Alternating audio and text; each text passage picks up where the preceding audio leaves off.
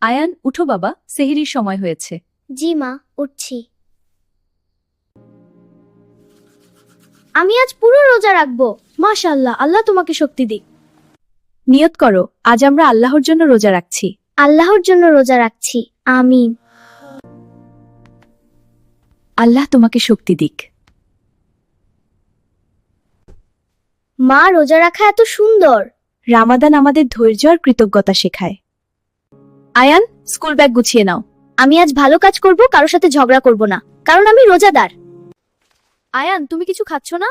আমি রোজা রেখেছি আল্লাহর জন্য। ওয়াও, তুমি খুব সাহসী।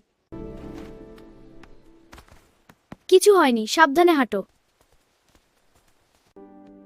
আর একটু ধৈর্য, ইফতারের সময় হয়ে আসছে।